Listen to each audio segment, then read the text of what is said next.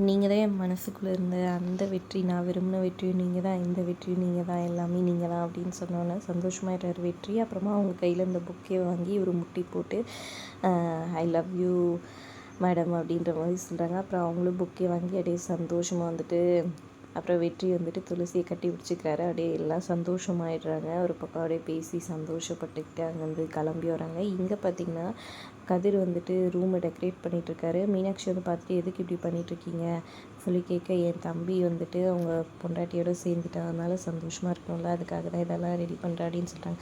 அது சரி, உங்களால் முடியாது அப்படின்னு தெரிஞ்சவொன்னே வந்துட்டு உங்கள் தம்பி இது பண்ணுறீங்களா அப்படின்னு. ஆமாம், அவனுக்காவது குழந்த பிறந்து அவன் சந்தோஷமாக வந்துட்டு இந்த வீட்டில் அந்த குழந்த இருக்கணும் அப்படின்ற மாதிரி சொல்கிறாங்க. அது எப்படி நான் விட்டுருவேன்னா, கண்டிப்பாக இந்த எதுவும் நடக்க விடாமல் பண்ணுவேன்ற மாதிரி மீனாட்சி அடுத்ததாக ஏதோ ஒரு பிளானை பண்ணிக்கிறாங்க. இன்னொரு பக்கம் பார்த்திங்கன்னா இவங்க 2 பேரும் வந்துட்டு வராங்க. ஆல் த பெஸ்ட்டான்ட்டு அவங்க அண்ணன் சொல்ல, என்னத்துக்கிட்ட ஆல் த பெஸ்ட் சொல்கிறேன் அப்படின்னு சொல்ல, ரூமுக்கு போன துளசி வந்து வெற்றி அப்படின்னு கத்துறாங்க. உள்ளே போ தெரியுன்ற மாதிரி சொல்லிடுறாங்க.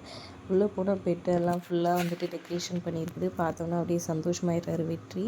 ஓ, இது என் வேலை இல்லைங்க, கண்டிப்பாக இது அண்ணன் செஞ்ச வேலை தான் அப்படின்ற மாதிரி சொல்கிறாங்க. அப்புறம் சரி சரி விடுங்க, கலைக்கலாம் வேணாம், அவர் கஷ்டப்பட்டு ரெடி பண்ணியிருக்காருன்னு சொல்லிட்டு 2 பேரும் உட்காந்துட்ருக்காங்க. அப்புறமா பாலை எடுத்துகிட்டு வந்து கொடுக்குறாங்க துளசி.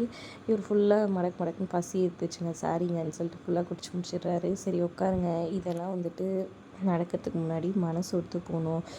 மனசு வந்துட்டு ஒருத்தர் பிடிச்சி போச்சுன்னா எதுவாக இருந்தாலும் வந்துட்டு ஒன்றா நிற்குவாங்க. இந்த சுச்சுவேஷன்லேயும் நான் அப்படி தான் இருக்கணும்னு நினைக்கிறேன்.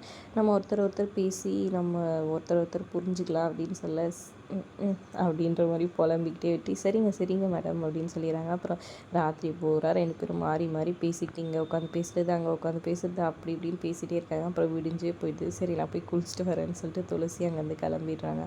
அட என்னடா இதுன்ற மாதிரி புலம்பிக்கிட்டே வெற்றி அப்படியே படுத்து தூங்குறாரு. இன்னொரு பக்கம் இங்கே வந்துட்டு ஜெயிலேருந்து வெளியே வந்துடுறாரு மகேஷ். அஞ்சலியோட அண்ணனுங்க 2 பேரும் போயிட்டு மாலை போட்டு இது பண்ணுறாங்க. நான் அஞ்சலி எங்கே இருக்கான்னு சொல்லி கேட்டு உடனே அவர் காரில் ஏறி போயிட்டுறாரு. நேராக அஞ்சலி வீட்டுக்கு வந்து நடு ஹாலில் வந்து உட்காந்துட்ருக்காரு. அவங்க அம்மா வந்து அஞ்சலிக்கிட்டே இருந்தால் அம்மா காஃபி குடின்னு சொல்லிக்கிட்டே வர, இவரை பார்த்தோன்னே திடீர்னு பயந்து போய் காஃபி கிளாஸு கீழே போட்டுறாரு. அப்புறம் என்னாச்சுன்னு எல்லாரும் வெளியே வந்து பார்க்க மகேஷ் உட்காந்துருக்க பார்த்தோன்னா மொத்த பேரும் டென்ஷன் ஆகி போய் அப்படியே நின்றுடுறாங்க. அதோட எபிசோட் முடியுது.